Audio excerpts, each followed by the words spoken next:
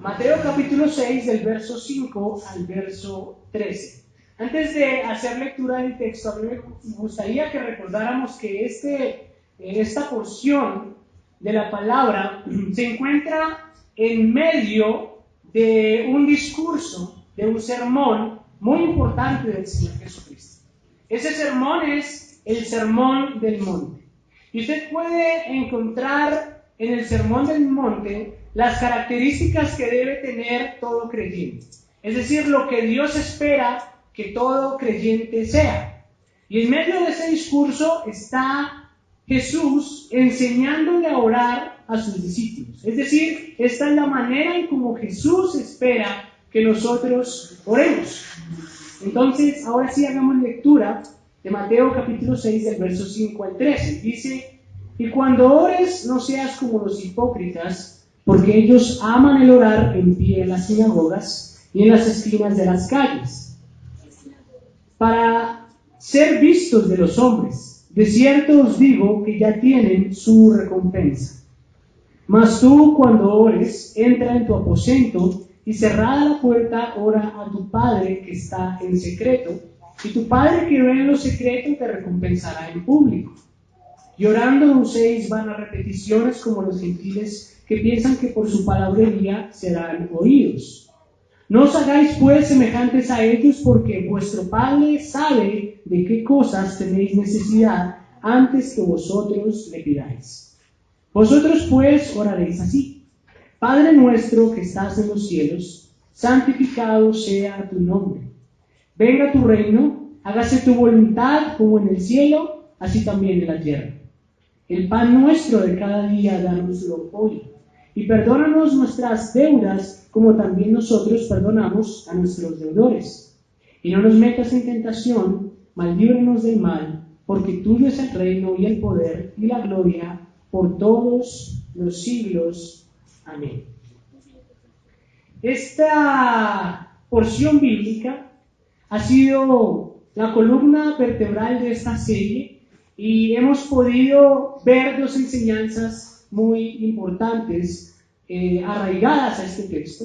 Y me gustaría resumir la segunda enseñanza que tuvimos, que fue hace 8 días, antes de que escuchemos la predicación de hoy. La segunda enseñanza que vimos hace 8 días estuvo fundamentada en el versículo 9 de este mismo pasaje. Dice: vosotros pues oraréis así: Padre nuestro. En aquella enseñanza nosotros pudimos aprender que cuando oramos podemos experimentar la paternidad de Dios. En el momento en el que nosotros nos relacionamos con Dios a través de la oración, podemos experimentarlo como nuestro Padre. Y hubo dos principios muy importantes que vimos en aquella oportunidad, y uno de esos principios nos indicaba que para que alguien pueda referirse en oración a Dios como Padre, primero tiene que haber nacido de Él. Yo voy a repetir eso porque eso es clave que usted lo entienda. Para que alguien pueda referirse como Padre a Dios en medio de la oración, primero debe de haber nacido de Él. Ahora, mi suegrita, que fue la que impartió esta enseñanza, ella dio un ejemplo que me pareció muy adecuado para explicar esa situación. Y ella decía: imagine que usted va por la calle, usted es un hombre que va por la calle, o que usted va con su esposo por la calle, y de repente es abordado por un niño que usted no conoce, que es extraño para usted, y este niño le dice: papá, ¿será que tú me puedes regalar para el desayuno? Y como que usted mira al niño y de la manera más delicada, usted trata de decirle que usted no es su papá, que ustedes no son sus padres. Y puede que usted le ayude a suplir la necesidad, pero no hay una comunión que nos una como familia. Y lo que este texto nos está tratando de indicar al decir Padre nuestro, es que para que nosotros podamos referirnos a Dios como Padre, primero tenemos que haber nacido de Él. Para que usted le puedan llamar papá, ese niño tiene que ser hijo suyo. De la misma manera sucede en la oración. Esta es una oración que de alguna manera podríamos llamar exclusiva para los hijos de Dios. Y eso suena un poco dramático, suena un poco fuerte, pero es la verdad. Una persona que no es creyente, una persona inconversa, que no ha nacido de nuevo, puede hacer esta oración, claro que puede hacerlo. La pregunta es si ante los ojos de Dios Él va a ser visto como un hijo. La pregunta es si delante de los ojos de Dios Él va a ser escuchado como un hijo. Esa es la gran diferencia. Ahora, eso no quiere decir que los inconversos no tengan oportunidad de ser escuchados por Dios. Claro, un inconverso puede presentar una oración de arrepentimiento, clamar por perdón por sus pecados. Y creo que cuando nosotros oramos por primera vez, no éramos precisamente hijos de Dios. El punto es que una persona que ora continuamente a Dios, que tiene una relación con Él, ya no es un inconverso que ora, sino un creyente que es hijo de Dios y se relaciona con el Padre. Esa es la gran diferencia. Ahora hay varios textos que nos indican que nosotros no nacimos siendo hijos de Dios, porque lastimosamente en nuestra cultura, de alguna manera se nos enseñó que al nacer de nuestras mamás, pues también éramos hijos de Dios. Cuando todos nacimos, ya nacimos hijos de Dios, pero eso no es cierto. Una cosa es que seamos criaturas de Dios al nacer de Dios, y otra muy diferente es que seamos hijos de Dios al nacer de Él. Eso es algo completamente distinto. La Biblia señala que nosotros somos hijos de Dios por fe. Es decir, Dios nos ha dado una medida de fe y a través de esa medida de fe nosotros podemos creer en Jesucristo y al creer en Jesucristo somos adoptados como sus hijos. Juan capítulo 1 versículo 12 dice que a los que le recibieron les dio potestad de ser hechos hijos de Dios. ¿A los que qué? A los que le recibieron les dio potestad de ser hechos hijos de Dios. Gálatas capítulo 3 versículo 26 es una carta escrita por el apóstol Pablo. Él se está refiriendo a creyentes, no a inconversos, y lo que les dice a ellos es: todos sois hijos de Dios por la fe en Cristo Jesús. Todos sois hijos de Dios por la fe en Cristo Jesús. Podemos decir entonces que primero, para poder llamar a Dios Padre en oración, debemos ser ¿qué? Debemos ser sus hijos. Muy bien. Ahora, con referencia a otro de los principios, nosotros aprendíamos que a través de la oración nos acercamos a un ser que no es frío y que no es distante. Y esa idea debe gobernar nuestras cabezas, nuestras mentes al momento de orar. Muchas veces entramos en oración como si nos acercáramos a un extraño o como si nos acercáramos a alguien que conocemos de manera superficial. Pero un hijo no conoce a su padre de manera superficial. Un hijo conoce a su padre de manera íntima.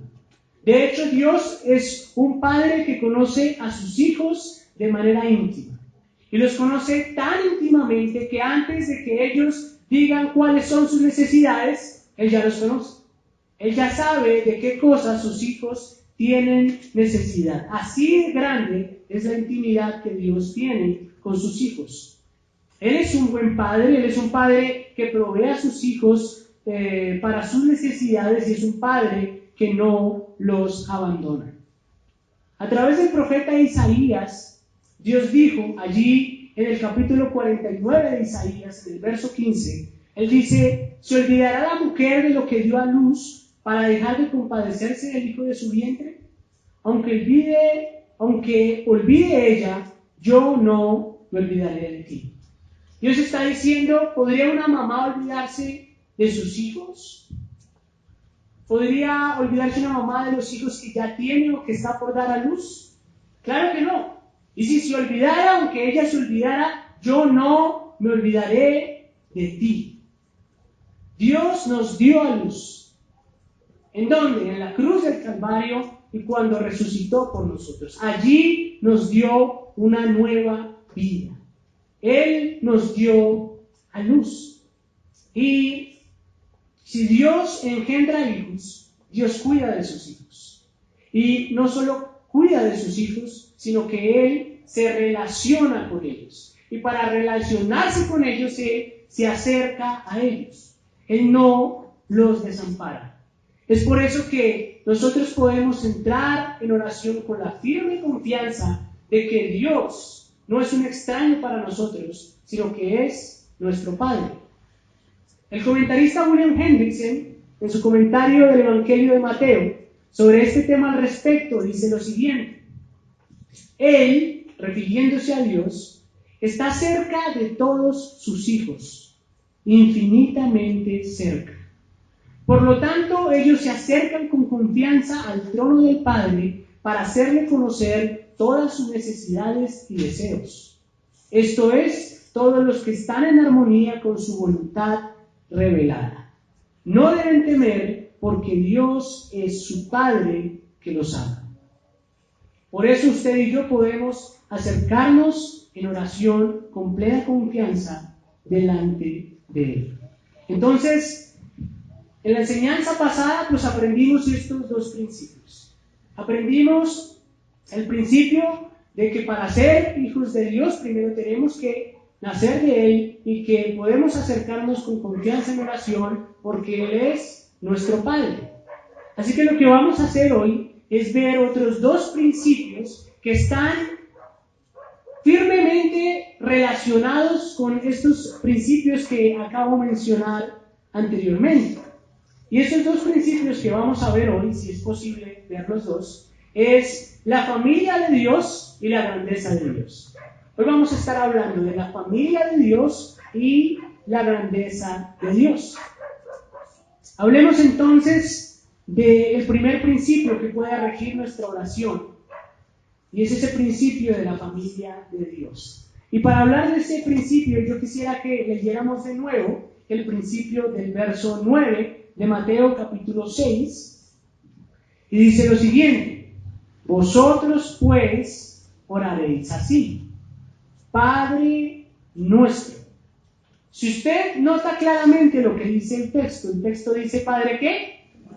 Padre nuestro. Y como podemos ver, el texto no está en singular, sino que está en plural. El texto no dice Padre mío, el texto dice Padre nuestro. Ahora, esto no quiere decir que cuando usted vaya a orar, esté mal que usted diga Padre mío. Claro, usted puede decir Padre mío. Lo que usted debe tener en cuenta es que aunque hay un solo Padre, usted no es el único hijo. Dios es padre de muchos hijos. Y si usted es uno de esos hijos, entonces usted tiene más hermanos de los que usted cree. Yo quisiera que recordáramos un pasaje que se encuentra en Primera de Juan, capítulo 5, versículo 1. Primera de Juan, capítulo 5, versículo 1. Voy a leer la versión Nueva Traducción Viviente. El texto dice lo siguiente: todo el que cree que Jesús es el Cristo ha llegado a ser un hijo de Dios. Y todo el que ama al Padre ama también a los hijos nacidos de Él. Como lo indica el apóstol Juan en su primera carta, el creyente no solo tiene un padre, sino que tiene ¿qué? Hermanos. Y estos hermanos, al igual que nosotros, han sido engendrados por Él. Y una de las tareas que nosotros vemos en este versículo es que tenemos la obligación de amarlos. Y una de las maneras en cómo nosotros podemos demostrar el amor por nuestros hermanos es inevitablemente orando por ellos. Ahora, si regresamos por un momento a Mateo capítulo 6, a la misma porción bíblica que hemos venido estudiando, usted puede darse cuenta que esa es una oración, una plegaria que está hecha en plural. Usted no ve a Jesús enseñando a sus discípulos a orar de una manera singular, sino que usted ve que los está enseñando a orar de una manera plural. Mire, por ejemplo, el versículo 11 allí en su Biblia. Hay una petición allí y Jesús dice: ¿el pan qué? El pan mío, dice el pan mío. El pan nuestro de cada día, dánoslo hoy. Ahora fíjese también en el versículo 2. Y perdónanos nuestras ofensas, así como nosotros perdonamos a nuestros deudores. Ahora vea el verso 13. Y no nos metas en la tentación, mas líbranos del mal. Dios no solo espera que nos acerquemos a Él con la plena confianza de saber que Él es nuestro Padre, sino que Él espera que nosotros nos acerquemos con la plena seguridad de que también tenemos hermanos. Por lo tanto, no solo espera que presentemos delante de Él nuestras necesidades, sino las necesidades de todos los que hacemos parte de su familia. Yo soy hijo de un matrimonio de padres separados. Mi papá tiene su hogar, en ese hogar él tiene 3 hijos, y mi mamá tiene su hogar aparte y en ese hogar tiene 2 hijos. Con el primer hijo que mi mamá tuvo en su primer hogar, él se llama Edwin, yo siempre peleé de chiquito muchísimo. Cada vez que yo visitaba a mi mamá, nosotros discutíamos y peleábamos y nos agarrábamos y salíamos al parque a jugar y nos devolvíamos dando trompadas, y era una relación bastante difícil. Y una de las peleas que yo más recuerdo es una pelea que se dio antes de un desayuno. Habíamos peleado por una bobada y nos sentamos a la mesa y estábamos muy enojados el uno con el otro, y bueno, en la mesa ya estaba mi mamá, estaba su esposo y estaba mi hermano, y los 4 íbamos a desayunar. Y mi hermano hizo una pregunta que él sabía que me iba a molestar muchísimo, y lo hizo a propósito para incomodarme. Entonces, él le dijo: mami, ¿cierto que los 3 somos una familia? Y yo como que me quedé mirándola, y yo dije: ¿qué se cree este chinito? Y él se estaba refiriendo a su papá, a mi mamá y a él, y me estaba excluyendo. Mi mamá enseguida se dio cuenta de que estábamos agarrados otra vez, y dejó de comer y lo miró y le dijo: los 4 somos una familia. Y aunque mi mamá le dejó muy claro que éramos los 4, a mí me dolió el hecho de que él me hubiera excluido de su familia. Aunque mi mamá le dijera que éramos 4, para él en su corazón éramos 3, o eran 3. Yo no estaba en ese grupo familiar. Y cuando nosotros oramos, muchas veces creemos que esa relación es solamente entre Dios y yo. No hay espacio para nadie más. Es Él y yo, y no existen ni los demás.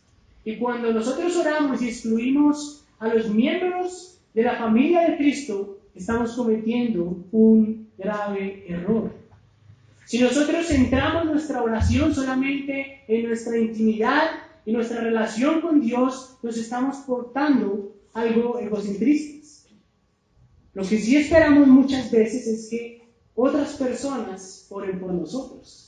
Y cuando otras personas no oran por nosotros, entonces eso sí nos parece mal.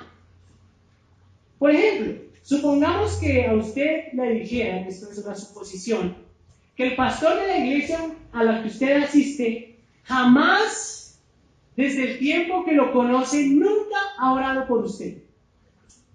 ¿Qué pensaría usted? Me siento excluido de la vida del pastor.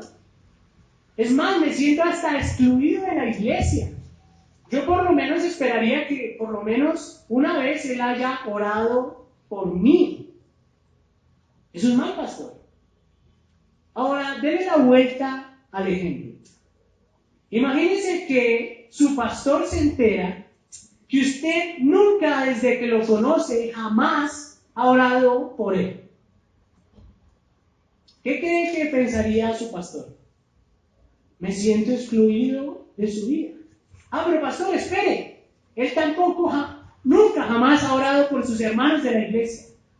Peor aún. siento que él no se siente parte de la iglesia. Nosotros debemos entender que la familia de Dios no solo se compone de Dios y yo, sino que se compone de Dios, mis hermanos y yo. Y esa es la idea que debe gobernar nuestras oraciones. Ahora, vamos a ver a dos personas que son un ejemplo perfecto de lo que significa una oración en la cual se incluye y se intercede y se agradece por otros. Esas dos personas son Jesús y Pablo. Ahora, si usted se da cuenta, Jesús era una persona que se caracterizaba por orar en todo tiempo y en todo momento. El día de su crucifixión, o bueno, una noche antes de su crucifixión, el Señor había estado orando. Y usted puede ver en Juan, en el Evangelio de Juan, en el capítulo 17, que hay una oración sacerdotal. Y si usted lee la oración de Jesús no solamente es una oración singular, sino que versículos más avanzados después del capítulo 17, podemos ver cómo él empieza a interceder y a pedir por otros. Él pide por sus discípulos, por sus 12 discípulos, y también pide por personas que no le han conocido de manera física, que van a creer en él en el futuro. Lo curioso es que estos versículos que vamos a leer no solamente nos muestran que Jesús era un hombre de oración que intercedía por los demás, sino que podemos ver que la voluntad de Dios es que nosotros nos comportemos y nos sintamos como uno solo. Dese cuenta la cantidad de riquezas que tiene este versículo. Juan capítulo 17, versículo 20 y 21. Juan 17, 20 y 21. Yo le voy a leer a usted la Nueva Traducción Viviente. Y dice así: no te pido solo por estos discípulos, sino también por todos los que creerán en mí por el mensaje de ellos. Te pido que todos sean uno, así como tú y yo somos uno. Es decir, como tú estás en mí, Padre, y yo estoy en ti. Y que ellos estén en nosotros para que el mundo crea que tú me enviaste. En solo 2 versículos encontramos un ejemplo maravilloso de la oración. Jesús intercediendo por los demás, por los que conoce y por los que aún no le han conocido. Y aparte de eso, nos muestra su voluntad, que todos seamos uno, así como Él es uno con el Padre. Uno de los retos doctrinales más importantes de cualquier profesor de teología es explicar la Trinidad. Explicarle a las personas que Dios es uno y al mismo tiempo son tres es un reto muy difícil. Y es un misterio y una dificultad de entender para muchos. Y para nosotros es tan difícil comprender que esas 3 personas al mismo tiempo son una, que su unidad nos confunde. Su unidad no es familiar para nosotros.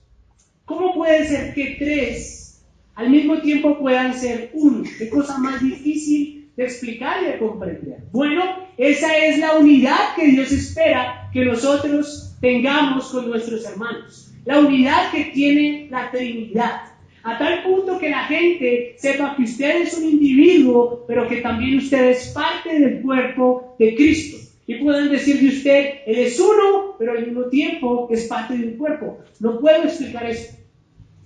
Qué reto y qué dificultad para mí.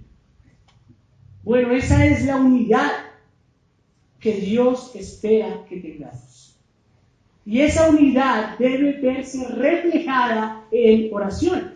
Ahora, Jesús es un hijo de Dios y como hijo de Dios ora por sus hermanos. Y si usted y yo decimos ser hijos de Dios, entonces nosotros debemos orar por nuestros hermanos.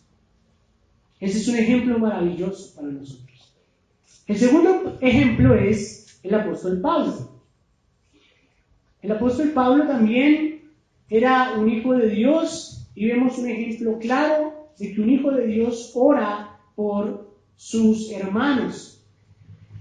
Y algo que Pablo entendió era que orar por los demás para él significaba un mandato. Para Pablo orar por los demás eso significaba un mandato en todo tiempo, que debía gobernar todas sus oraciones. Mire por un momento Efesios capítulo 6, versículo 18. Efesios 6, versículo 18. Dice, orando en todo tiempo, con toda oración y súplica en el Espíritu, y velando en ello con toda perseverancia y súplica por todos los santos. Para Pablo la oración por otros era un mandato, pero esta oración iba más allá que simplemente mencionar los nombres de sus hermanos en oración. Es decir, la oración de Pablo no era como Dios, yo te pido por Juanito y por Pepito, amén. No, esa no era la oración de Pablo. Él pedía por las necesidades de sus hermanos, él suplicaba por ellos. Mire que dice Efesios 6:18, en toda oración y qué, y súplica. No era nombrar los nombres de la gente que conocía, era una súplica. Y no era un asunto de hacerlo solo una vez. Note que el texto también dice, y velando en ello con toda perseverancia. Era un asunto que gobernaba todas sus oraciones. Otra característica de que Pablo veía la oración por los demás como un mandato, la podemos encontrar en 2 de Tesalonicenses, capítulo 1, versículo 3. 2 de Tesalonicenses, capítulo 1, versículo 3. Miren lo que dice el apóstol Pablo. Él empieza diciendo esta frase de la siguiente manera: debemos. Él no dice si queremos, si nos acordamos. Él dice ¿qué? Debemos. Debemos siempre dar gracias a Dios por vosotros, hermanos, como es digno, por cuanto vuestra fe va creciendo y el amor de todos y cada uno de vosotros abunda para con los demás. Voy a leerlo de nuevo para que usted vea por usted mismo las riquezas de este texto.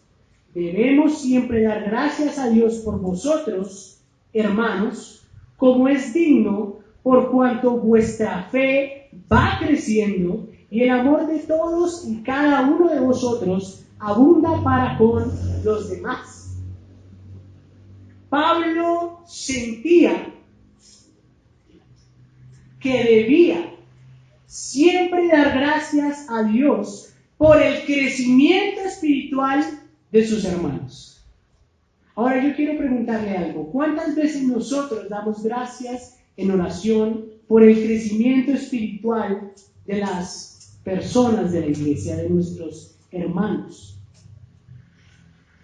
¿Saben cuál es la triste realidad?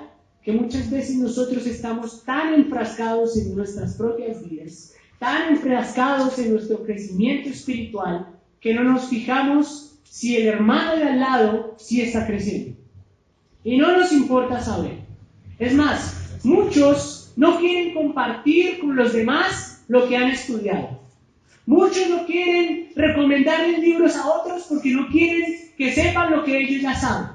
Muchos no quieren revelar las fuentes espirituales que los edifican porque no quieren que los otros crezcan, porque están satisfechos con el enanismo espiritual de sus hermanos, porque eso los hace ver más grandes, porque los hace ver más necesarios para la congregación. Pero eso no es lo que nosotros debemos hacer. Nosotros debemos pensar más bien es que si yo crezco, mi hermano también debe de crecer. Y si yo puedo compartirle algo que he recibido por gracia, entonces por gracia se lo voy a compartir, porque es mi hermano. La meta es que todos nosotros como creyentes podamos decir, me alegro en el crecimiento espiritual de mi hermano. Y no solamente me alegro porque él crece, yo oro a Dios por su crecimiento espiritual. Pablo hacía eso en sus oraciones. Ahora, Pablo no solamente pedía por la necesidad de otros y daba gracias en oración por el crecimiento espiritual de los demás, sino que también se alegraba en oración por las cosas buenas de los demás. Pablo se alegraba en oración por las cosas buenas de los demás. Efesios capítulo 1, versículo 16. Efesios 1, 16. Él dice, no ceso de dar gracias por vosotros, haciendo memoria de vosotros en todas mis oraciones. ¿Cuántas veces nosotros damos gracias en oración por nuestros hermanos? ¿Cuántas veces nosotros decimos, Dios, gracias por mi hermano que ha podido comprar su casa propia? Gracias porque al fin pudo tener el hogar que él anhelaba, Dios, gracias. Gracias, Dios, por Emilce, por su esposo, porque ellos cumplieron años, Dios, y tú los tienes llenos de vida, llenos de salud, Dios. Gracias por las personas que en la iglesia, cuando nosotros llegamos, nos reciben con una bebida caliente. Por las personas que nos saludan cuando entramos a la iglesia. Gracias por las personas que cuando estamos en medio del culto se quedan afuera cuidando los carros, las motas de los que vienen. Dios, gracias por esos hermanos. ¿Cuántas veces nosotros hacemos eso en oración? Muy poco. Tristemente ocurre todo lo contrario. Continuamente lo que suele abundar en la iglesia son los chismes en los corredores de la misma. Hay más gente criticando a los demás en los corredores de la iglesia que intercediendo por ellos en su lugar secreto. Hay más personas que tienen más palabras en su boca para renegar de otro que para interceder por él. Esa es la realidad. Y yo espero que en nuestra iglesia eso no pase. Y no puede pasar. Y si pasa, debemos arrepentirnos de todo corazón. No existe tal cosa como un cristiano chismoso. No existe eso. Lo que sí existe son cristianos que oran por sus hermanos. Esos sí son verdaderos creyentes. Ser parte de la familia de Dios significa que lo que afecta a mi hermano me afecta a mí. Por eso no solo se trata de mis cargas, por eso no solo se trata de mis necesidades, de mis problemas.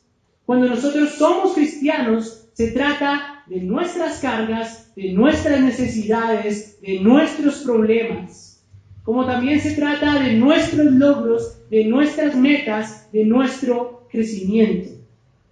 La iglesia debe ser un solo corazón y un alma, y eso debe de notarse en nuestra oración. Ahora, esto es un comentario al margen, pero lo curioso es que a veces nos encontramos con personas que quieren relacionarse con Jesús, pero no quieren relacionarse con la iglesia. La iglesia es completamente opuesta a ellos. Sienten que con Jesús tienen empatía, pero con su iglesia no. Eso cuesta a ellos. Y sienten que eso cuesta porque se sienten excluidos de la iglesia. Todo el mundo en la iglesia es distinto a mí. Yo no cuajo en ese ambiente. Y yo me pregunto, ¿no será más bien que la iglesia se encuentra lejos del corazón de esa persona? ¿No será que no encuentran motivos suficientes para pertenecer a la iglesia?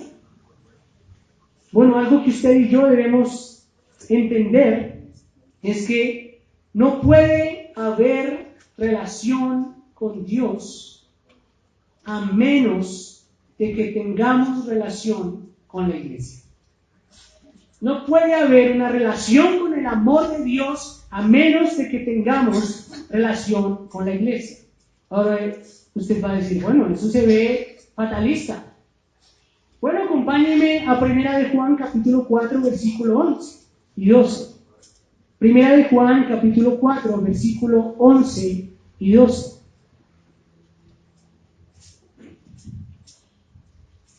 Voy a leer la versión NTV. Queridos amigos, ya que Dios nos amó tanto, sin duda nosotros también debemos amarnos unos a otros. Nadie jamás ha visto a Dios, pero si nos amamos unos a otros, Dios vive en nosotros y su amor llega a la máxima expresión en nosotros. Hay algo que a mí me sorprende de este texto, y es que el apóstol dice: nadie jamás ha visto a Dios, pero, dice muy claro, pero si nos amamos los unos a los otros. ¡Wow! Tremendo, ¿no? Hermanos, ¿ustedes quieren ver a Dios? Bueno, nadie jamás la ha visto. Pero hay una promesa. Podemos experimentar a Dios. ¿De qué manera? Amándonos los unos a los otros. Hay personas que vienen a la iglesia por años, y esto lo voy a decir con mucho respeto, y dicen: yo nunca he experimentado el amor de Dios. Yo tengo vacíos en mi corazón, yo no sé qué es el amor, a mí me criaron a las patadas, a los puños, a los golpes, me maltrataron, yo no sé qué es el amor de Dios. Y yo me pregunto, ¿por qué entonces no se compromete con la iglesia del Dios en el que dice creer? Si quiere experimentar el amor de Dios, ame a las personas de su iglesia, y sólo así podrá experimentarlo. El amor de Dios no lo vamos a experimentar yendo a un retiro espiritual en donde lloremos mucho. El amor de Dios no lo vamos a experimentar en una consejería en donde los pastores tengan conmiseración de mí. Que digan: ay, pobrecito, nunca nadie lo quiso, por eso es que él es así, por eso es que le pega a la esposa así, él es brusco, él le habla feo, sí, es que no sabe qué es amar. Pobrecito. Lo que el texto claramente nos dice es que no hay otro lugar en donde podamos experimentar el amor de Dios como podemos experimentarlo en la iglesia. ¿Usted quiere sentirse amado por Dios? Ame al hermano de la iglesia. Y cuando usted reciba el amor de los hermanos de la iglesia, ese día usted va a sentir el amor de Dios.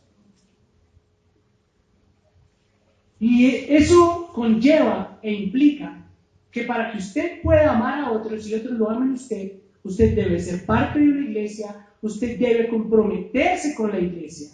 Y comprometerse con la iglesia significa más que visitar la iglesia. Porque hay personas que vienen a la iglesia pero no se relacionan con nadie. Dicen: no, es que yo no me siento amado. Ok, ¿quieres recibir el amor de Dios? Ama a los demás. Yo me acuerdo que cuando éramos pequeños en el colegio, yo no sé si todavía lo hagan, a uno le preguntaban: ¿quiere ver a Dios? Y le jalaban las patillas. ¿Nunca le hicieron eso? Y uno, ¡ay! Y dolía, ¿cierto que sí? Bueno, ¿quieren ver a Dios, hermanos? Oren por los demás. Oren por otros. ¿Quieren ver a Dios? Bueno, en la eternidad nos vamos a encontrar cara a cara con el Dios Padre, pero por ahora puedo decirle que usted lo puede experimentar. ¿Cómo? Comprométase con su iglesia local. Y cuando nosotros nos comprometemos con la iglesia local, es un compromiso verdadero, un compromiso hasta la muerte. Y si ese es el fin, amarnos los unos a los otros, ¿cómo podemos empezar a relacionarnos y comprometernos los unos con los otros? Quizás usted escucha esto y dice: bueno, ¿qué tengo que hacer para comprometerme y relacionarme con la iglesia? Bueno, empiece orando por ella. Empiece orando por los hermanos. Orar por la iglesia no solamente es orar por los pastores, por el del sonido y por la banda. La iglesia es mucho más que eso. Ore por la persona que se sienta a su lado que viene muy de vez en cuando. Ore por la persona que se queda dormida en medio de la predicación, porque muchas veces nos reímos más de ellos que lo que oramos por ellos. Ore más por aquella persona que siempre en el culto está acostumbrada a hacer chistes y distraer a los demás. Ore por ese hermano. Ore por las personas que aprenden rápido y por las que aprenden lento. Ore por las personas que le agradan y por las que no. Ore por el que sirve y por el que no sirve dentro de la congregación. Porque cuando usted ora, usted puede llegar a entender que al orar nosotros podemos comprender que no somos los únicos que pasan por necesidades y que pasan por pruebas. Yo quiero hacerle un número de preguntas a usted para que usted medite por un momento. ¿Crees tú que eres el único que tiene problemas de carácter? ¿Crees que eres el único en tu congregación que está desempleado? ¿Crees que eres tú el único que está enfermo? ¿Crees que eres el único cuya pareja no quiere venir a la iglesia? ¿Crees que eres el único que ha sido engañado? ¿Crees que eres el único que lucha con la pornografía? ¿Crees que eres el único que tiene problemas en su matrimonio? ¿Crees que eres el único que se encuentra realmente ocupado? ¿Crees que eres el único que ha experimentado la pérdida de un ser querido? ¿Crees que eres el único que sufre las burlas de los demás en el colegio, o en la universidad, o en el trabajo? ¿Crees que eres el único que se ha quedado solo? Y yo creo que usted puede responder, no, yo sé que yo no soy el único. Y si sabemos que no somos los únicos, entonces ¿por qué solo oramos por nosotros mismos? Si sabemos que no somos los únicos, entonces ¿por qué solo oramos por nosotros mismos? La pregunta es, ¿cómo podemos llevar todas estas verdades a nuestro tiempo de oración? Usted dice, uy, esto es demasiada información. ¿Yo cómo puedo aplicar a mi vida todo esto que hemos escuchado? Bueno, para que usted pueda llevar el principio de la paternidad de Dios en oración y lo pueda llevar a la práctica, usted puede orar de la siguiente manera, y es como Cristo lo está haciendo en Mateo 6, del versículo 9 al 13. Él ora en plural. Así que usted puede decir, Señor, yo lucho con mi carácter. Todo el mundo dice que yo soy de mal genio. Mi esposa no me aguanta las rabietas más. Oh, pero Señor, yo sé que no soy el único.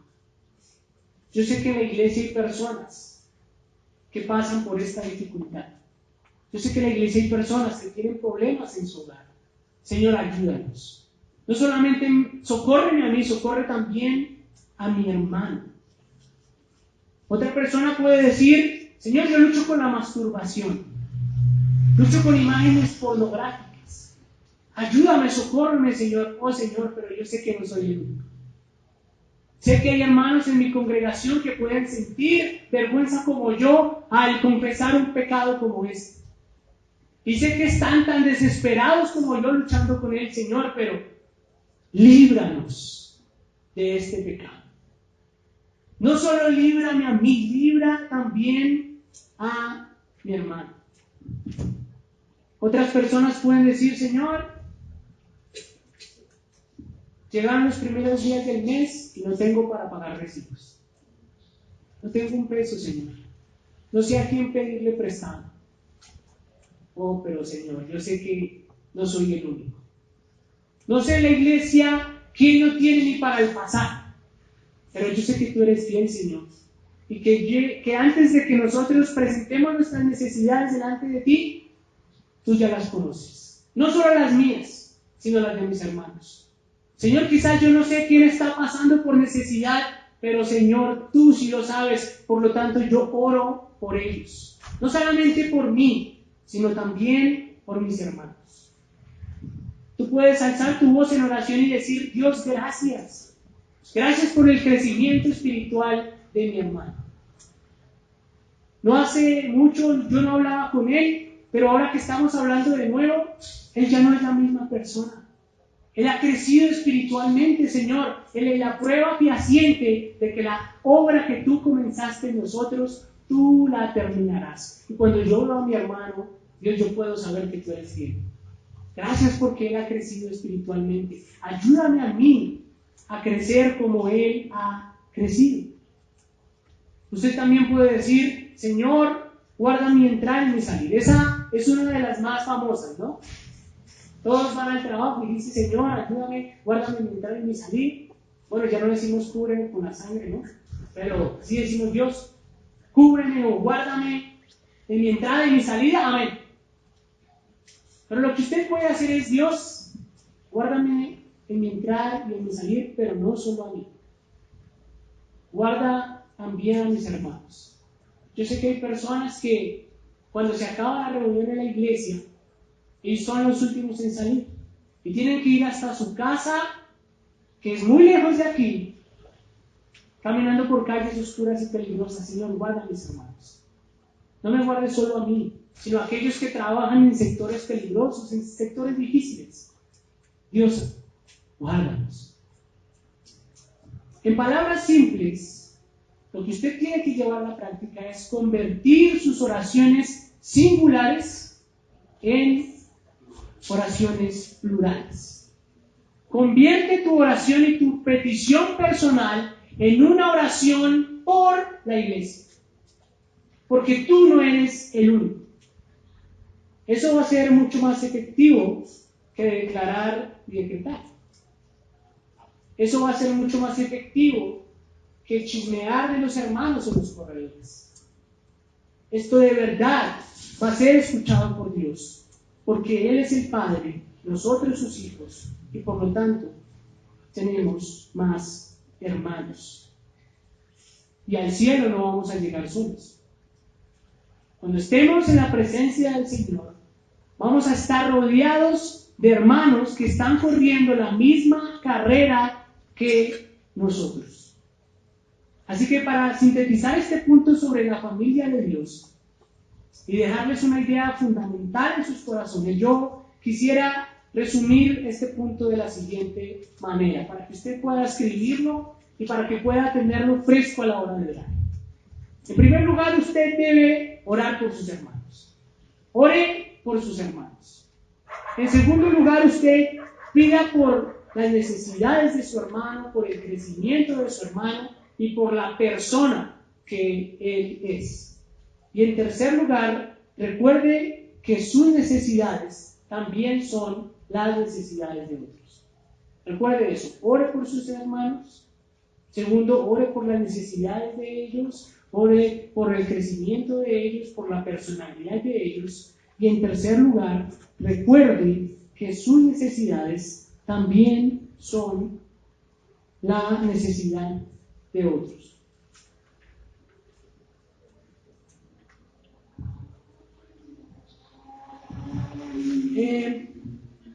Bueno, es que el segundo es mucho. Sí. Entonces, vamos a orar y vamos a orar en plural, no en singular, ¿le parece?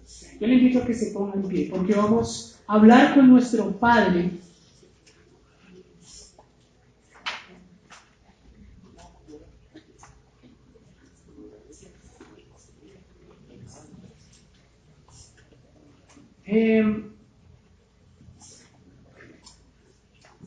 Y si en este momento de orar usted quiere orar por alguien, lo puede hacer. No necesita ir hasta allá y imponerle manos como hacíamos antes y eso. Pero puede hacerlo.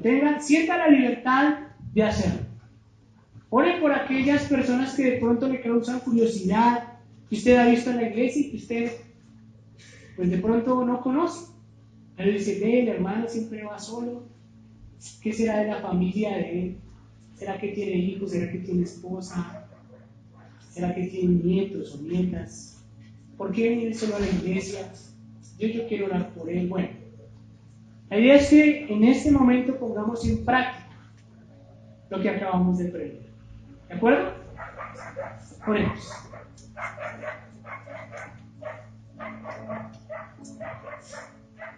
Padre nuestro, Padre nuestro, cuán riqueza hay en tan solo esa frase, Señor.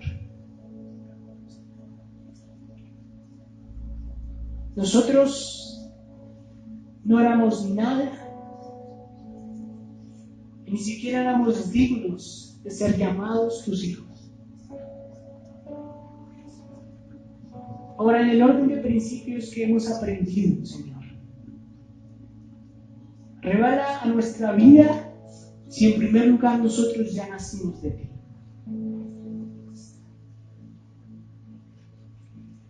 Muchas veces dudamos de nuestra salvación y quizás es probable, eso sea un indicio que de pronto no hemos nacido de nuevo.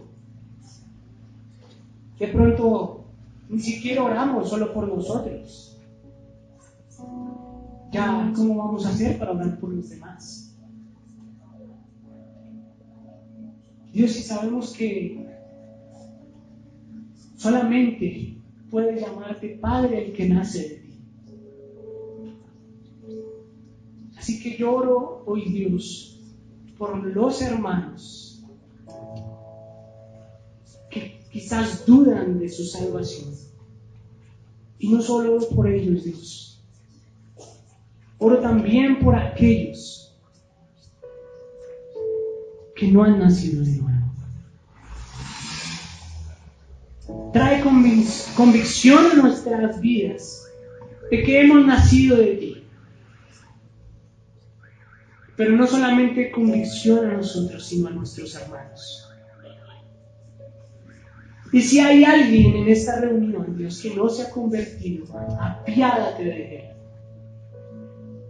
Sabemos que solo tú, en tu infinita misericordia, eliges quién es tu hijo y quién no.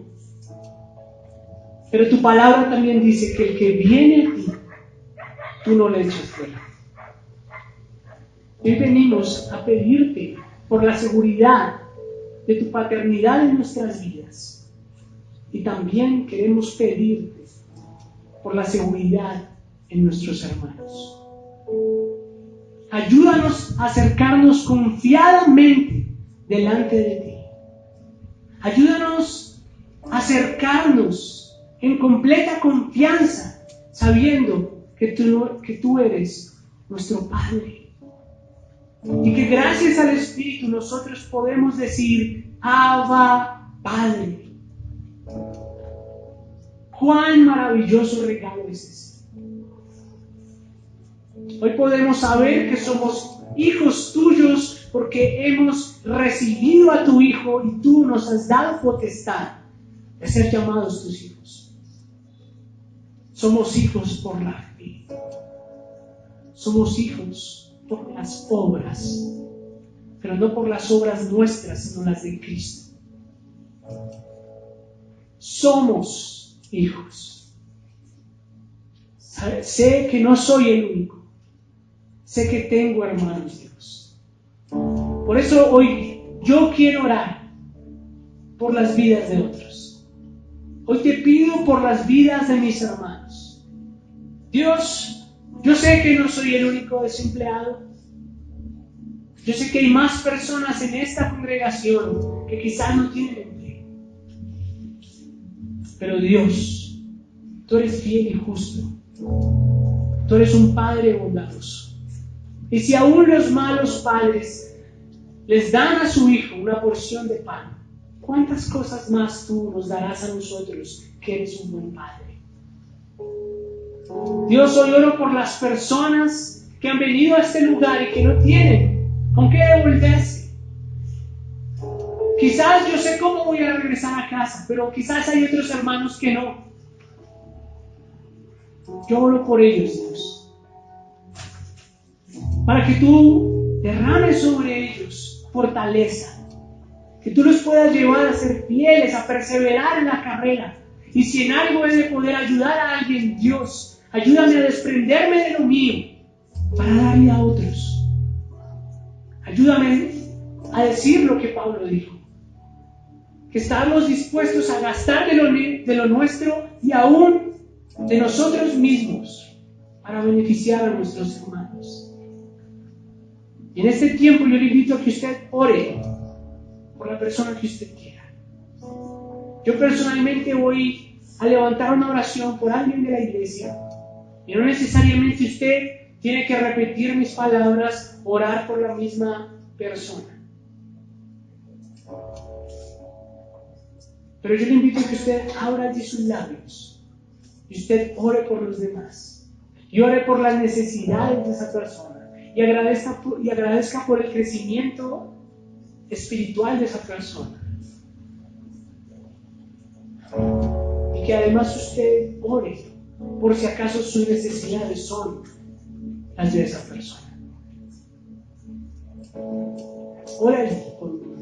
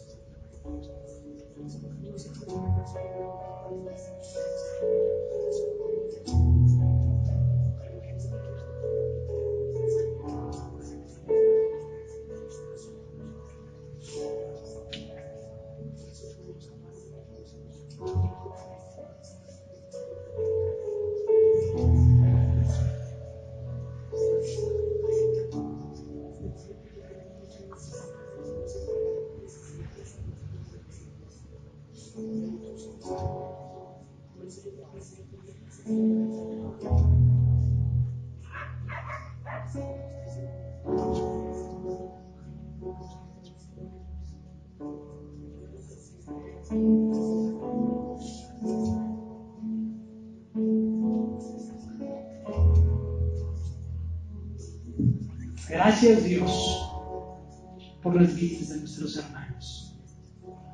Gracias, Dios, por ser nuestro Padre. Gracias porque aunque quizás somos los únicos de nuestra familia en venir acá, tú nos has dado una nueva familia, Dios, por la cual podemos orar, por la cual podemos interceder, por la cual podemos agradecer. Gracias, Dios. En tu santo nombre, amén.